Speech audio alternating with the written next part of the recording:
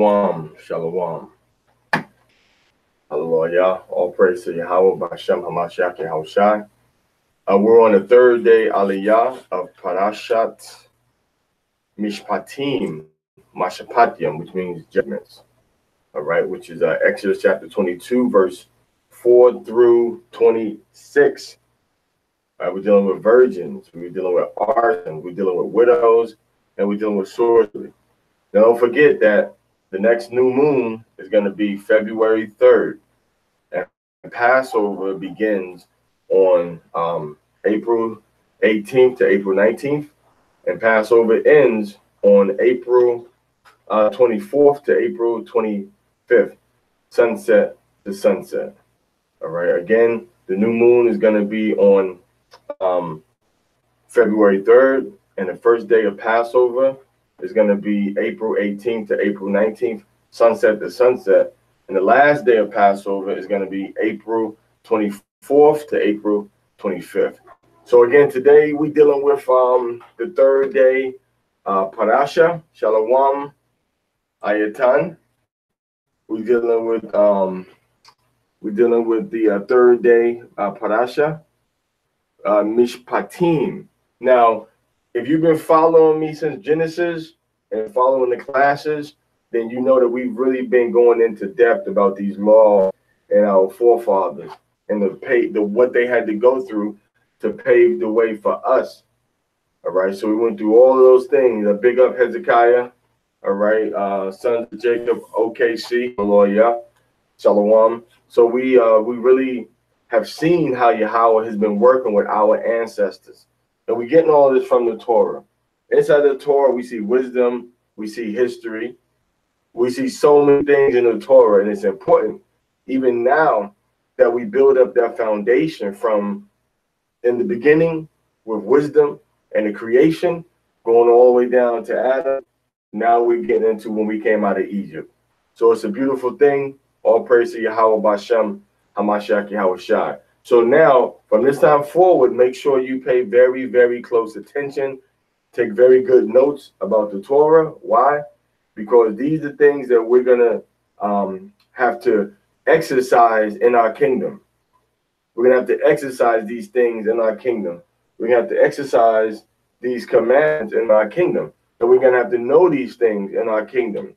And when we get into the wilderness, if we know these things, pretty good, then we'll be able to help, other brothers and sisters to get a better understanding of these laws, commandments, and statutes, that we have inside the book right here. All right. So all praise to Yahweh, B'Hashem, Hamashiach, Yahushai for that. All right. So we're gonna jump right into this Torah session. And my reader is Aliyah and the Nishman Ban Parazah. And of course, you can see that we're dealing with love. We're dealing with respect. We're dealing with compassion. And then we're dealing with this word right here. All right. Makashpa. Or from the word kashap, which means to pray, speak low, to whisper, songs. It's associated with witchcraft, with sending up spells, with trying to get little oils and different things together and saying little songs. All right, saying little songs to get demons, spirits to do stuff for you. All right, little prayers, little things you say, to try to get the demons in the spirit world to come and operate for you. And of course, we know this is utterly disgusting and wicked in the eyes of Yahweh. Yahweh. All right, Allah Shaddiyah, God Almighty. It's a detestable act, and we shouldn't have anything to do with anything that involves trying to go around Yahweh some other way to try to get something else to do something for us. Yahweh shows us and tells us what he wants done and how he wants it done. But a lot of our people are getting seduced into this witchcraft, new age type of stuff, all right? New age type of stuff, and talking about chakras and talking about vibration. None of that stuff is in our history. None of that stuff is inside the Bible. There's only 7 better understanding of the scriptures, and that's through wisdom. 7 pillars you got to go through. If you don't go through them 7 pillars to get whatever you're dealing with, then you come as a thief, and you're going to go into that lake of fire for that destruction. All right, so let's start with Exodus chapter 22, verse 4 through 26, dealing with the law, dealing with the actual command. Exodus chapter 22, and let's start from verse 4. Go ahead. If a man cause a field or vineyard to be eaten, and shall let his beast loose, and it feed in another man's field, of the best of his own field, and of the best of his own vineyard, he shall make restitution. So if you have a field, if you have an animal, all right, you have an animal and that animal eats up all of somebody else's crops, you have to pay for that damage from the best of what you have. That's common sense, right? That's respecting somebody's property. That's showing you love your neighbor. All right, go ahead. Now, if you got a King James Bible, you're starting in verse 5. As this Bible right here is a King James, it's starting in verse 5, but the Hebrew Bible is going to start in verse 4. All right, go ahead. If fire break out and catch in thorns, so that shocks of corn, or the standing corn, or the fields are consumed, read a little more clearly. He that killed the fire, he that kindled the fire, shall surely make restitution. So if you accidentally start a fire, and that fire causes somebody else's lot, somebody else's grain, somebody else's property, right, corn or grain, to get consumed, then you have to make restitution. You have to pay for the commercial market value of what was destroyed. That's, once again, that's respect and love and compassion upon the victim. You started a fire and you destroyed somebody else's property. Yeah, corn and grain, once again, that's what we're talking about. So if you do that, then you're responsible for getting that person's back on their feet, for getting that person's the value of what it is that you burnt, man. You can't just burn somebody's stuff, get away with it, and everything is hunky-dory, and we just walk off into the woodworks, or you go to jail or something. For arson, whether you did it on purpose or accident, you got to make a physical restitution to get the monetary value, or to get the exact thing that you destroyed. All right, down to the smallest milligram. You got to do it. All right, let's keep going. Call the verse you in. Exodus chapter 22, verse 6. Right. If a man deliver unto his neighbor money or stuff to keep. So I give you a book. I give you $100. I want you to keep for me because I don't want to be walking around with this money. I got to go on this trip, and I don't want this money in my pocket. I give you $100. I give you $1,000. Or I got this book that's real precious to me. I say, hey, can you keep this book for me, man? I don't want to take it with me. And you say, yeah, no problem. I keep it for you. I got you. So you receive something from somebody to keep it. Read. And if he's stolen out of the man's house. Now somebody comes into the house and steals the property that you have. So I give you my money to hold for me. I give you my book to hold for me. Somebody comes in your house and steals the money or steals the book. Read. If the thief be found. You find that person that committed that theft, that stole from the house. Read. He shall pay double. He got to pay double now. So if you got $100 stolen, then guess what? The person that stole that money got to pay $200. If they stole a book like this, then that person got to pay double the value of that book. Read. If the thief be not found. If you say, you know what, we can't find out who stole this thing. We have no suspects in this theft. Read. Then the master of the house. The master of the house, which is the husband. Husband means holder of the house. That's the man that's in charge of the house. So that person does what? Shall come near unto Yahweh. So now you got to come to Yahweh. You see that? You can't find out who stole something. Now the scriptures say, take it to Yahweh. Read. To see whether he have not put his hand unto his neighbor's goods. Go ahead. For every matter of trespass, whether it be for ox, for ass. And let me see that verse right there where it says, in verse, let's see, verse 8. Let me look at that in the Hebrew, what you got right there. All right, let's look at this in the Hebrew. Verse 8 says, Al-Kal Bar Parashah I 1:8, right? No, it's 7. La'a Yamatiza'aha Anakolab.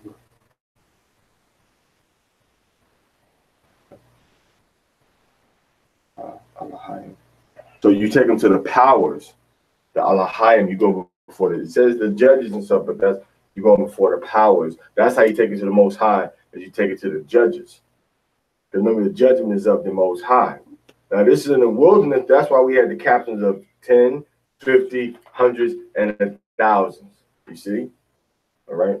So that's why you had these different captains to set up these type of structures so that we could judge amongst ourselves righteously. Go ahead. For every matter of trespass. So every matter of trespass, go ahead. Whether it be for ox. Whether it's of somebody, something happening with somebody's ox, read. For ass. For sheep. For raiment. Or for any manner of lost. It's something that's lost. Something you saying that you lost that's yours. Something saying you got something that belongs to somebody else, read. Whereof one saith, this is it. Somebody says, yo, that's my thing that you have, read. That cause both parties. The cause of both parties shall come before Alahayim. The cause of both parties, when they say go before Alahayim, it's talking about the Alahayim, the powers. Go before the judges to resolve this issue. Read. He whom Alahayim shall condemn it. Now, if the judges say, you know what? You didn't steal this. We don't know what happened to it, so the case is dismissed. Somebody broke into his crib and they stole it, and we know that's a fact. Or they say, well, you know what? Nobody stole it. You still have it. You came and took it back because you were trying to get your brother to give you some more of what you actually had.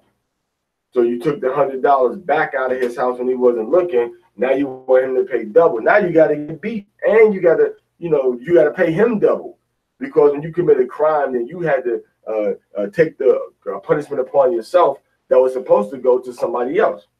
All right, go ahead. Shall pay double unto his neighbor. So now you got to pay double. Read. If a man deliver unto his neighbor an ass or an ox or a sheep or any beast to keep, and it die or be hurt. All right. So if you got an animal, so if you got a bull, let's say you got a bull, or you got a cow, you got a deer, not a deer, but let's say you got a sheep. All right, and that sheep gets hurt, or that sheep dies. All right, or that sheep goes away. Read. Or driven away. No man seeing it. And no man sees what happened. The oath of Yahweh shall be between them both. Now you got to swear to the Most High that you didn't do nothing wrong. You got deja la puerta tranquila, okay? Déjala, no la toque. So you got to say, you know what? I promise. And you got to say to the Most High, I didn't do this thing. I didn't take this thing. I don't know what happened to this thing. Read. To see whether he has not put his hand unto his neighbor's goods. And the owner thereof shall accept it. And he shall not make restitution. So now if you say, I don't know what happened to this thing you had, the Most High is my witness, I don't know.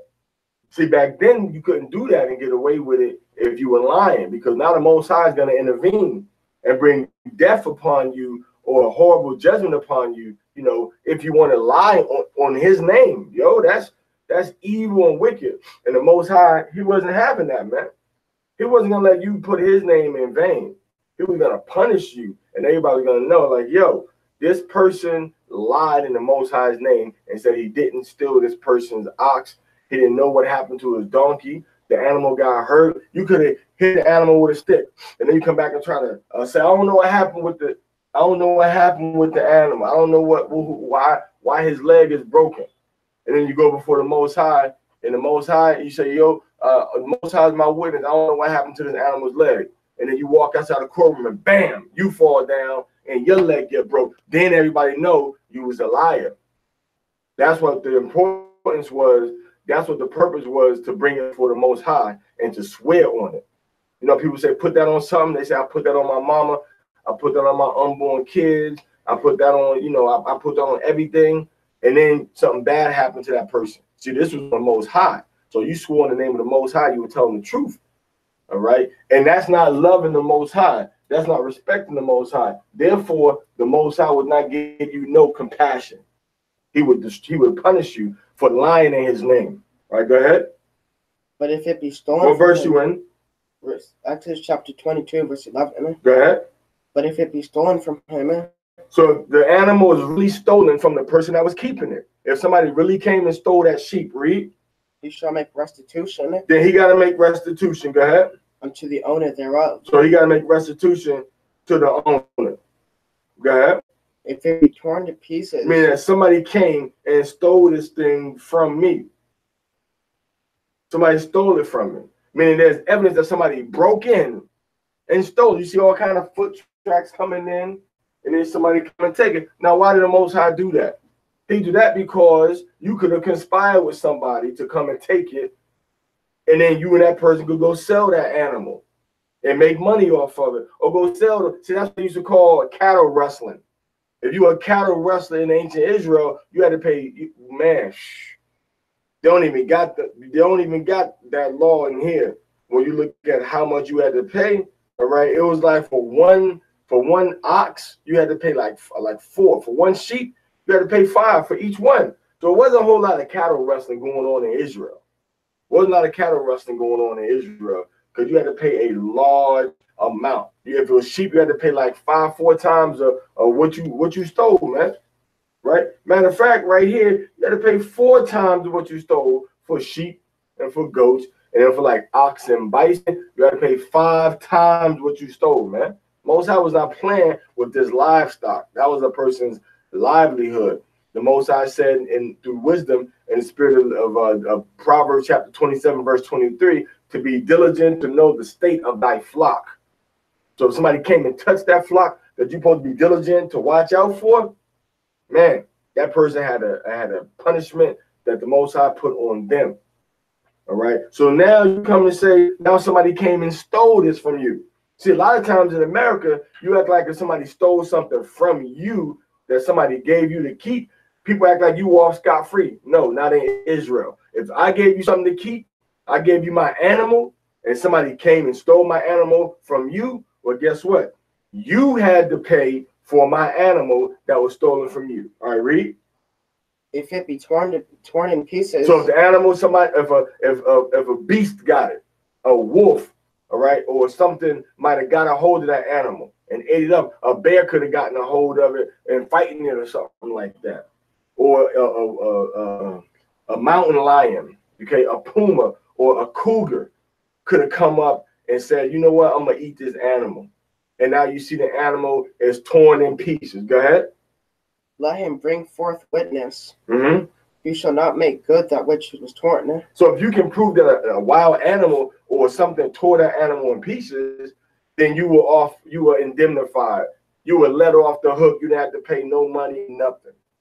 That's how the Most High judgment worked. If it was just something came in, a creature, then you were free. You didn't have to make up for it. You didn't have to pay for it or restore it. If now somebody came and stole it, a human, then the person that was supposed to be protecting it and guarding it is the one that had to restore it and pay for that animal that got taken out of their possession. Read. And if a man borrow aught of his neighbor. All right, so you say, I'm going to borrow something from you. I need to borrow your ox to go out and do some work in my field. I need to borrow a goat. Why? So they can eat up my yard right here, because my yard needs to be cut down lower. I need you to get some of your goats to come over here and eat down the grass. All right. So I borrow somebody's animal. Read. And it be hurt. So that animal gets hurt while while I have it. Read. Or dying. Mm-hmm. The owner thereof not being with it. So now if something happens to an animal that you got from somebody and the owner is not there, read. He shall surely make restitution. So you have to pay for what happened to that animal. If the owner's not there, if the owner says, hey, take these goats and go ahead and put them in your field so that they can work it and they can cut it down lower. They can chew the grass down lower. All right. Then what happens is that if the owner's not there and something happens to one of those animals, I'm the one that's responsible. I got to make restitution. I have to pay that man back. And that's fair. That's respect, man. Respecting people's property. You got to respect people's property. If you got somebody's property and it's in your possession and something happens to it, it's your responsibility to make it right. All right, go ahead. If the owner thereof be with them. Now, suppose the guy says, you know what, man? I'm going to give you 10 goats, but I'm going to go over with you and I'm going to watch the goats. See what's the difference there? See, the difference is that if you want to take responsibility for yourself, you maybe only would have paid to have the animals come out. But now if the man comes out with his animals, now you got to pay for his time and the animals to do the work that you want them to do. You see? So you have to decide whether you want it to be cheap and not pay for the man to come with his animals, or if you wanted to just pay him and the use of his animals, so if something happened, it'd be on him and not you. You got to check that out. You had to do like a risk assessment and then see what type of policy you were going to, in fact, put into effect. Because these are insurance policies right here. The Most High already got the insurance policy worked out. You see? The Most High already got the insurance policy worked out. And this what the insurance business is based upon right here. It's based on agricultural type of things. Okay? It was based on livestock. That's why Esau was so wicked, man. They even put insurance out on slaves, man. And it was the so-called Amalekites, the people that call themselves Jews today, who we taught the Bible and the Torah, by the way. It was them that was issuing the policies. When we talk about Barclays and Lloyds of London, the root of all of those people is that they got paid off of slavery. All right, so check that out, look it up, research it, and you'll see. That's how a lot of these banks got their start. Read.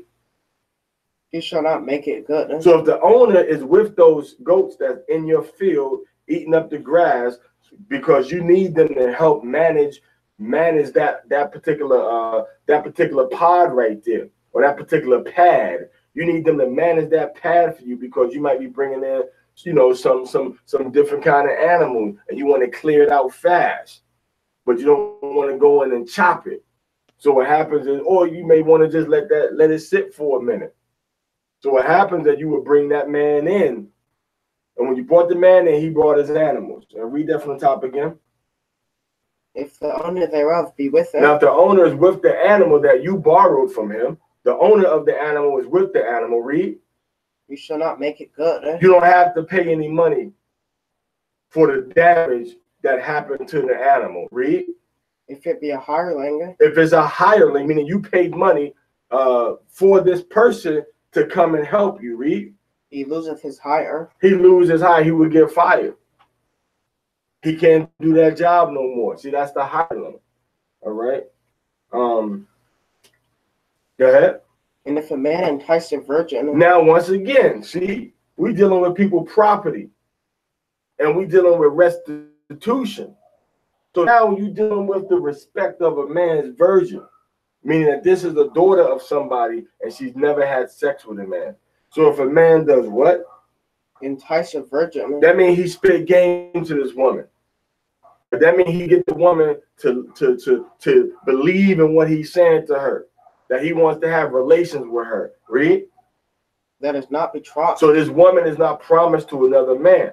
So you talk to a woman. Now remember, these laws, this law right here is applying specifically to Batu Allah, okay, or Betullah, which is a virgin, which is a woman that's never laid with a man.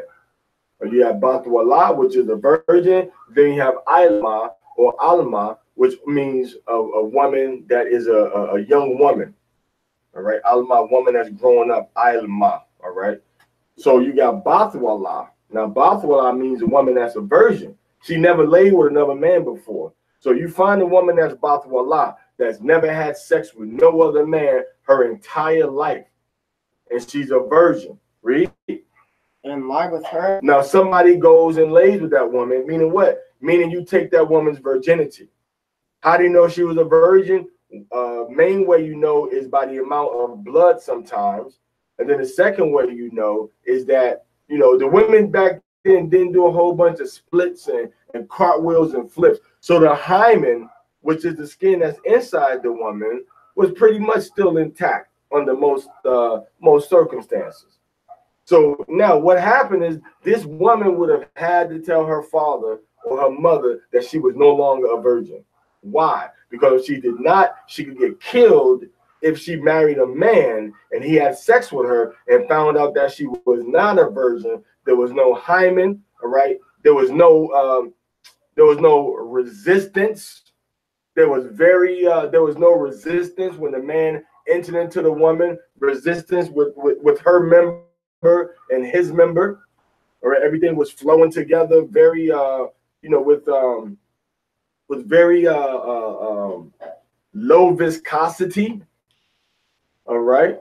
So the man and the woman were laying together, and the man, you know, the woman didn't have, you know, the hymen. There was no blood. There was no everything. There was no there was no type of reaction to let you know that this woman was a virgin, all right? But now if the woman was a virgin and she didn't never have sex with a man, when she lay with that man, what did he have to do?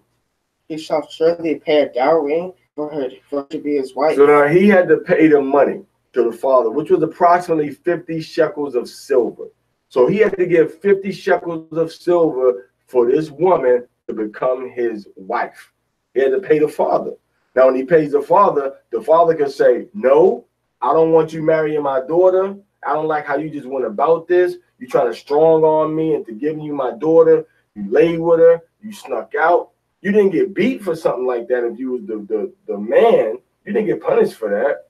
But you had to pay that dowry for the virgin. And you had to make that woman your wife once you took her virginity. You had to make that woman your wife, and you had to pay the 50 shekels of silver. Read. If her father utterly refused. But now the father says, no, there is no way you marrying my daughter. But you still had to pay that money. Read. To give her unto him, he shall pay money according to the dowry of virgins. So if the father says, no, you're not marrying my daughter, you still had to pay that money. So all the sisters out there that lost their virginity to somebody, they were supposed to marry the man that they lost their virginity to. And if your father didn't want you marrying that man, then your father still got 50 shekels of silver from that man. He still was paid because that property, which is you, was damaged by the man that had sex with you without the consent of your father. So the man had to pay the damages. He had to pay 50 shekels of silver because you belonged to your father. The daughter did. Particularly, we're talking about this young woman that's a virgin. All right, this one young woman we're talking about this woman that is a virgin in this case. Read. Thou shalt not suffer a sorceress to live. Now, the sorceress right here, this is the word, okay? There's the word. Makashpa. Makashpa. This sorcerer is a person that does spells, that does enchantment. Well, enchantments in Hebrew is different than it is in English. That, you know, like when you ever looked at those Harry Potter movies, they'll doing little spells and doing little whispers and doing little special, you know, zippity doo, zippity doo da, zippity yay. All right. So you got all these little spells and words that's supposed to do something and make some magical thing happen in the elements. All right. You say okie dokie smoky, and then all the beds in the room get made up. Okie dokie smoky, and all the beds in the room are supposed to be made up night.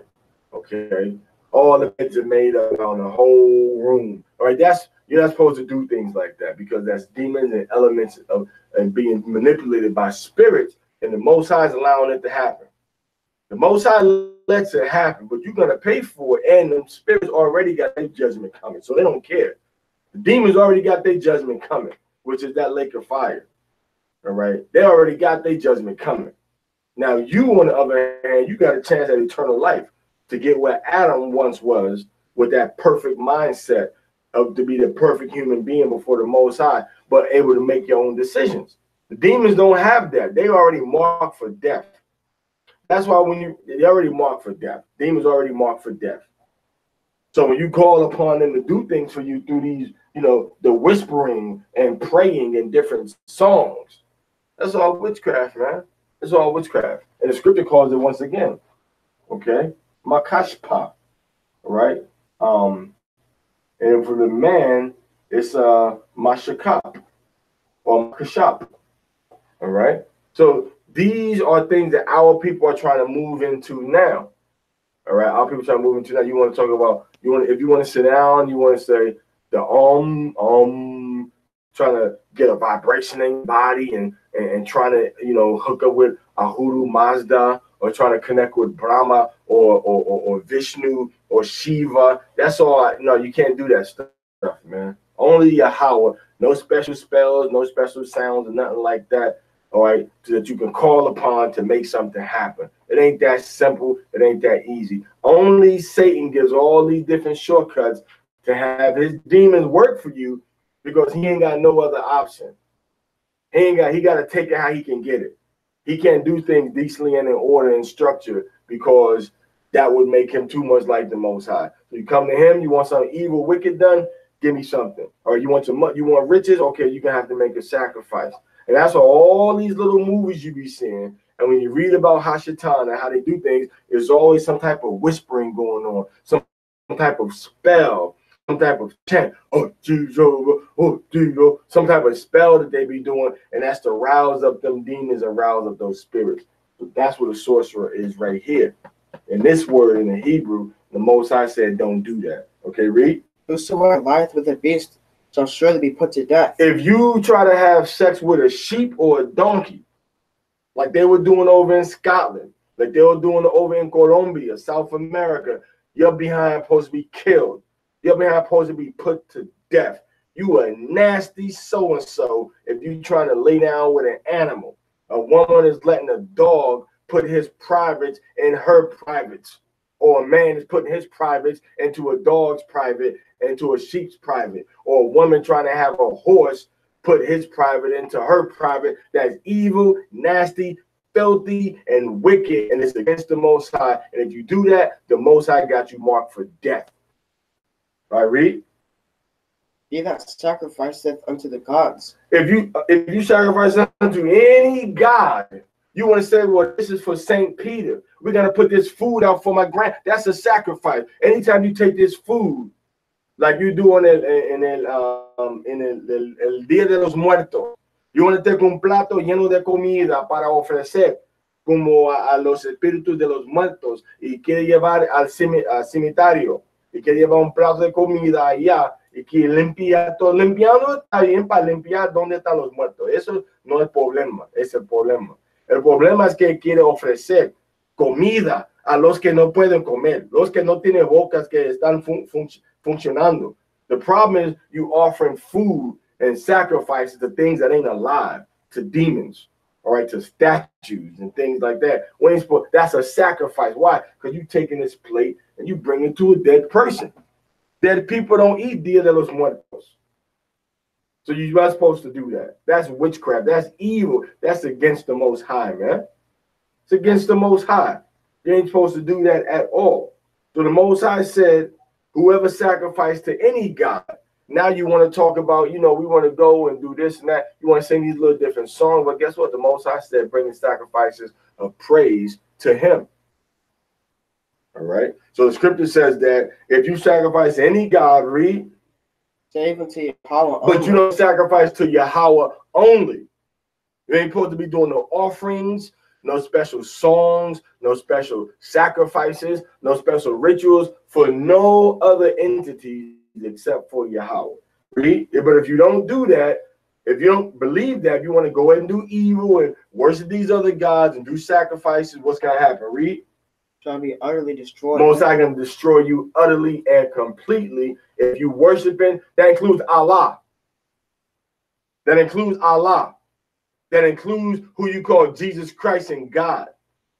Because the one that you call Jesus Christ in English is a so-called black man whose name is Yahawashai in the Hebrew.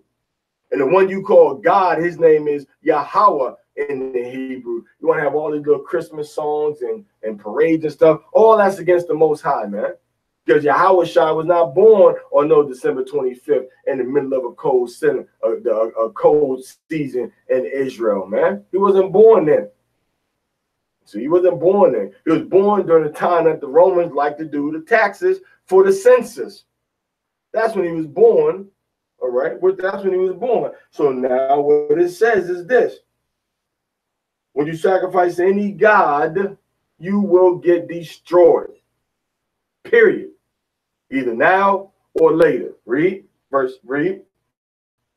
And the stranger shalt thou not wrong. Do not wrong or vex a stranger. When you got a Gentile that comes among you and wants to learn and understand about your God and really is sincere and work to remember, these laws were put in place when we was in the wilderness, not when we was in the land of Israel. We was in the wilderness when these laws were in place. And how did the strangers get among us in the wilderness? Is because they left out with us in the wilderness. And you think we started a relationship with them in the wilderness? Nah. A lot of these Gentiles in the wilderness with us, we knew when we was still in captivity under the Egyptians.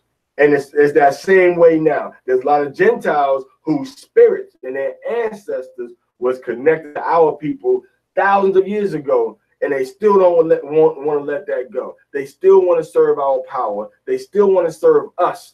They still want to keep the Torah. They still want to worship the God of Abraham, Isaac, and Jacob.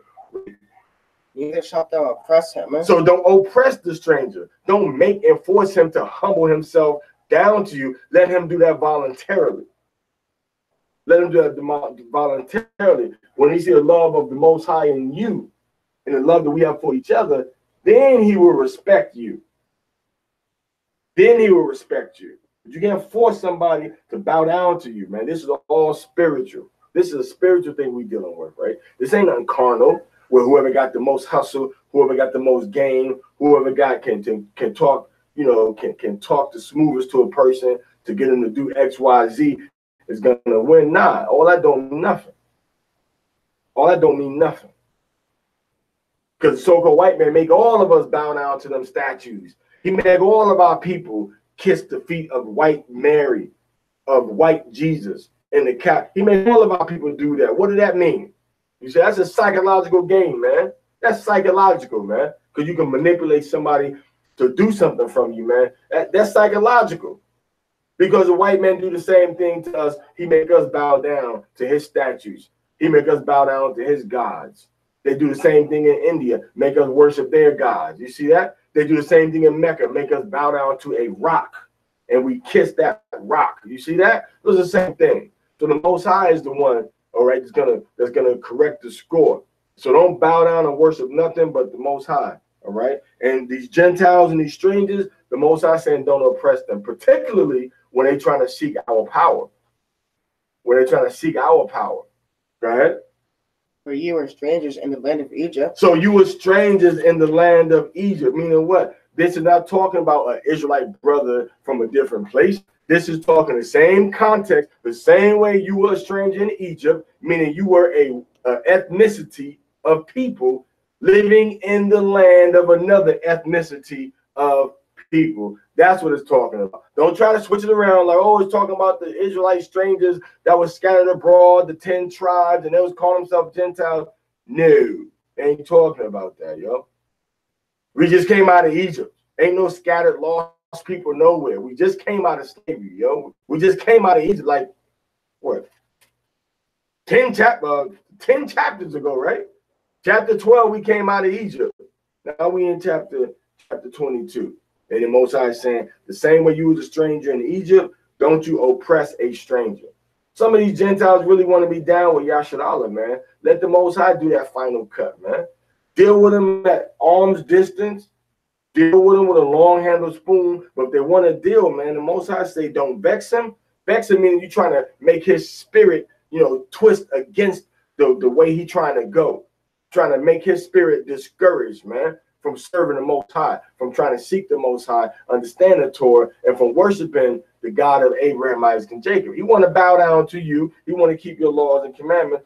Pray to the Father to show you how do you deal with that situation, man. Don't just arbitrarily say, well, I'm not going to deal with that person. That's a stranger, because that's going against this law, right? See, it ain't about the breakdowns you got at the end of the day. It's about what this law say. And if your breakdown don't line up with the law, then woe be unto you. If you find something in Ezekiel, Isaiah, or Jeremiah, you find something in Acts that contradicts the law, then woe be unto you. Because as far as what I go, what I say, what I teach, my family, my students, my congregations that I deal with, my Israelite brothers and sisters that I deal with, right, my elders, right, my students, my equals, and my peers, we gonna go by what the law says first. And any breakdown got to get in line, be under the law. So your breakdown better line up with the law. If it don't, you got to determine which one you're going to be judged by, the law or your breakdown. Your breakdown could be wrong, my Ak. The law ain't wrong. You feel me? The law is not wrong. All right, go ahead. You shall not afflict any widow. So if you know a woman whose husband has died, the Most High say don't afflict the widow, which is the same word as don't oppress the stranger. So don't try to force the widow to a lower state. Don't try to oppress the widow, make her feel bad and like a social outcast, but deal with the widow righteously. Don't afflict them, meaning to show them a high level of what? Respect. You show the widows respect, man. That's a woman that was married indeed, and then her husband died. All right, go ahead. Or fatherless child. So a child that don't have a father. Not that he has a father and the father's in jail, but a child that does not have the father, meaning what? This is like the child of the widow. Because every child got to have a mother, and the mother and the child in ancient Israel was part of the family of the male. And when the male died, he left the widow, and he left the fatherless children. He died. Not in jail life or nothing like that, but he died. He's no longer existing. All right. So the Most High says not to afflict them, meaning what? Show respect and courtesy and what? And compassion to the stranger, to the widow, all right, as well as to the father. Let's scroll that down.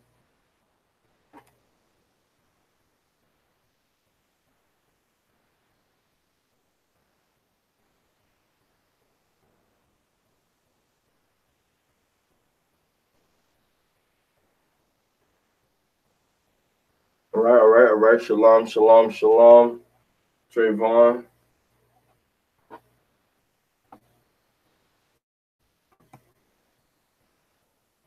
All right. Shalom to everybody. Hashab Yal Gabar, Shalom Mak. All right, so now is they don't afflict them. The person the woman that was married and her husband died, and the children whose father has deceased, not in jail, not left the truth, all that made up stuff. There ain't no place in the Torah that talks about these little special categories of exceptions to what the law says, right? You got to go by what this law says. The Torah, man. This is what you're going to be judged by when you die, when you stand before the Most High. When you get in that wilderness, you're going to be judged by this law, this Tawada, these instructions of the Most High, the Tawada. You're going to be judged by that, not no breakdown that you got that you don't put scripts together to get a better understanding for people to teach. All right, it's good to do that, but how does that line up with the Torah? The Torah is the foundation. All right, keep reading. If thou afflict them in any wise. So if you afflict who? The stranger, the Gentile, the widow, the woman whose husband died, and 3, the man, or the boy or the girl or the boy whose father has died. If you afflict them, read. For if they cry at all unto me, I will surely hear their cry. Go ahead. My wrath shall wax hot. And I will kill you with the sword. The Most High said, I'm going to kill you with the sword if you oppress these strangers, these widows, and these fatherless. So he promises that they will get vengeance, especially when they cry out against what that evil was done to them. They cry to the Most High. So you got to treat our people, man, the stranger, the widow, and the fathers with love, man, with respect, with compassion, man. I'm talking about people that's out here trying to do the right thing in the eyes of the Most High. I ain't talking about a man or Gentile or fatherless or widow, all right, or stranger that's a witch that hates Israel, that don't want to serve our power, that's against us, that's talking against the Bible, that's leading a wicked life. I ain't talking about. I'm talking about the person that's trying to do the right thing in the eyes of the Most High. All right, go ahead. And your wives shall be widows. Most says, I'm going to kill you. Read. And your children fatherless. So that shows you that whatever you do against somebody, the Most High going to bring that same thing back on you. So be careful what you put out there. It's going to come back on you when you don't want it to. Read. If thou lend money to any of my people, even to the poor with thee. So if you give money to a man that is poor, you give him a loan. Read. Thou shalt not be to him as a creditor. So you don't make him pay more than what you gave him. This is a poor man. Read. Neither shall you lay upon him interest. So you don't put no interest like, oh, I owe you, brother, I don't got no food, man. Can you help me out? Okay, brother, I'm going to loan you $20. I want you to give me $25 back. That's evil. That's wicked. You're supposed to be compassionate on our people without a gain, without a profit to yourself, man. Without a profit to yourself. Read. If thou at all take thy neighbor's garment to pledge. So you take the garment. It might be a nice garment. Let's say this was real gold. Let's say this is real gold garment. I give it to somebody as like collateral. Read.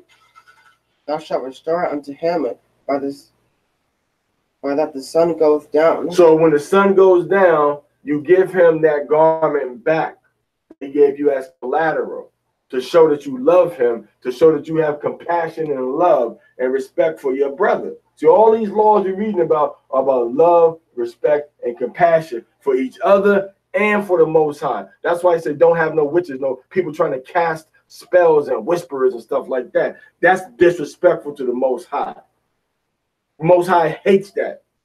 When you afflict a widow or a stranger, when you afflict, all right, of somebody that's fatherless, the Most High hate that. He said, I'm going to kill you with the sword, man. He said, you're going to reap what you sow.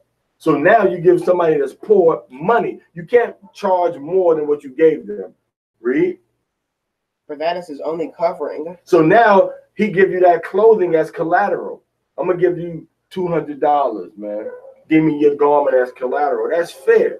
You got to give up something to get something. So now that person gives you their garment. Read. It is his garment for his skin. So you give that garment back to him when the sun goes down. Right? Go ahead. Wherein shall he sleep?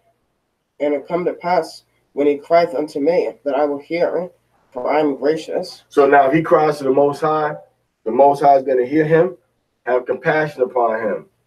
So the Most High is saying, even if a person is down on their situation, you still got to show them respect and compassion and love. You can't oppress them and try to take advantage of the situation that they're in. You got to still show respect, love, and compassion to your people, man. All right. All right. You got to still show that. You got to show respect, love, compassion to your people, man. Hey, this is our law. So y'all read about all the, you ain't even going to get into the kingdom if you can't do this. You got to love your brother what? Without condition, man. Unconditional love for your brother, man. That's what we living in, man.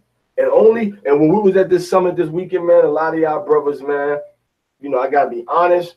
At this last summit we was at, in Atlanta, I gotta speak my mind and speak the truth, man. It was nothing but, it was nothing but love. It was nothing but love, man. It was nothing but love. It was nothing but respect for each other.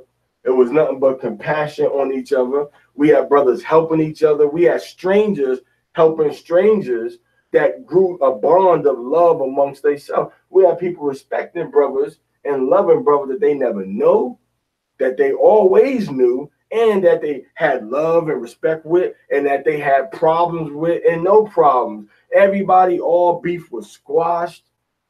everybody was walking together in unity and in brotherhood, and now coming up under this Torah and coming up under Yahweh Shai HaMashiach is going to be how we're going to move together, you know, at that next summit, man, that we're going to have.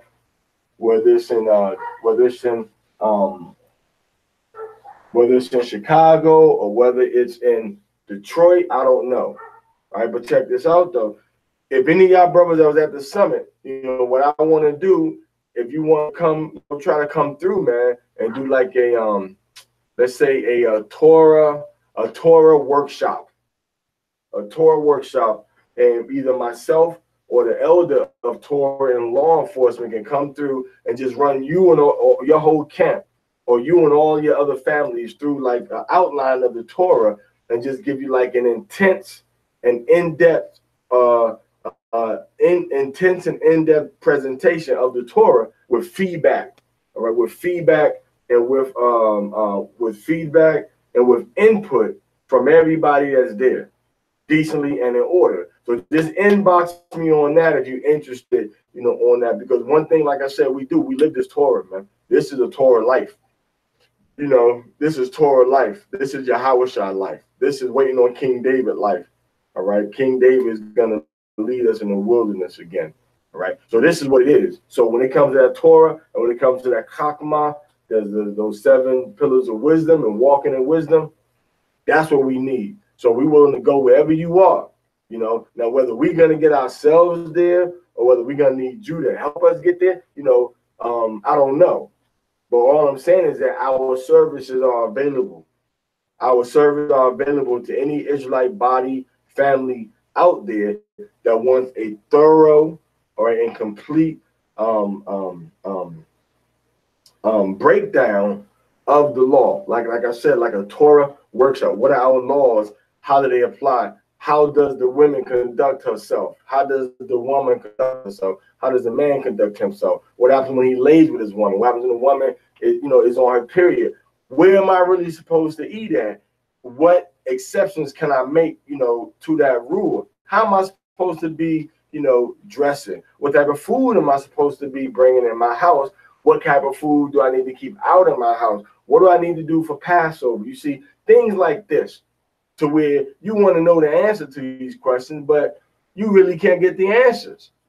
You really can't find the answers. And instead of trying to look for a video or something, just hit me up on a, DM me or hit me on an inbox, and we can see how we can work something out with either myself or the other elder, or the elder of Torah and law enforcement, or one of our students, all right, from Ohio or from Banya Yasharala, one of the students that we taught in Ohio, or one of the students that we taught down here in Mexico, can come out to where you are, or they may be near you already. So just hit me up on the DM, on the inbox, and we'll be more than glad to serve our people. We serve every camp. We serve every schism. We serve every split. We serve every congregation. We serve every family of Yasharala. We here at your disposal to use to your edification in the name of and through the power of Yahweh, Bashem Hamashiach Yahweh Shai. All right. So take advantage of that. It ain't gonna be around forever. It ain't gonna be around forever. You know what I'm saying? So once again, check it out. Let us know. We willing to come through, man. You want us to come out there, to OKC? We can work that out. We can work it out. We could do it like 2 days. It could be Sabbath, and it could be the first day of the week, like all day, sitting down, going through that Torah and showing brothers, man, this is what you're supposed to be doing. This is how you're supposed to repent, man. This is what the Most High said. You get the breakdown of the Torah first, and then you can go teach everything else, man. That's how it's supposed to be. The Torah is the foundation of our law, and Yahweh Shai is the foundation of our salvation. You see what I'm saying? So just hit me on the DM for that, the DM, or just inbox me or whatever. And I can surely, make sure that I can do everything within my power to make sure that, everybody is moving at a righteous level that the Most High expects us to move at, when it comes to these laws and these statutes and these commandments. All right. So thank you for tuning in. in listening to these 23 verses that we went over today into the Torah. So may Yahweh be with you. Remember, the next Passover is going to be on April 24th, 25th is the last day. Is the 7th day. But April 18th to April 19th is the first day of Passover, Feast of Unleavened Bread. The next new moon is going to be February 3rd. That's going to be the next new moon that we have. So once again, thank you for your time. May Yahweh bless you and be with you, guide you and protect you, shine his face upon you. I'm your brother. I'm your friend. If you need assistance and guidance in the righteous path we're walking on, I'm just a phone call away, or I'm just a inbox away, and if I'm not doing nothing, I'll respond and reply if I can. If I can't, then this is going to be a little wait. Maybe it's going to be a little wait, but if I can, I'm not going to deliberately say I ain't going to answer this question. That's a stupid question, or that brother should know that. Or I ain't talked to this brother, he just inboxed me, asked me a question. I don't know. I check my inbox, I check my messages, and I reply to them a lot of times. And sometimes it may take a little while, but I'm going to get to it. Sometimes you might just show me something on the inbox, and I might not have time to give a thorough response to it, but it might not require, it might not require a real thorough response. So you got to look at that too. So anyway, I'm your brother. I'm here to try to help you, and I want you to try to help me also. All right. So may Yahweh be with you, and then Yahweh Shai Hamashayak. All right. Shema Yasharallah, Yahweh Allahayna, Yahweh Akkad, Wa Habda at Yahweh Allahayaka, Bakal Lababka, Wa Bakal Napashka, Wa Bakal Ma'atka. Hear, O Israel, Yahweh our power, Yahweh is one. And you shall love Yahweh your power with all your heart, with all your soul, with all your might. Your brother Parashah, representing from the Shabbat God, representing from the tribe of Gad. All right. I'd like to welcome all you Judites to our territory, but unfortunately, we might be about to leave this piece, man. Because even here in northern Mexico, that was still Gad's territory, but that's a different class, different lesson. All praise to Yahweh B'Shem HaMashiach Yahweh Shai. Yahweh B'Shem Yahweh Shai. Barakatam. Shalom.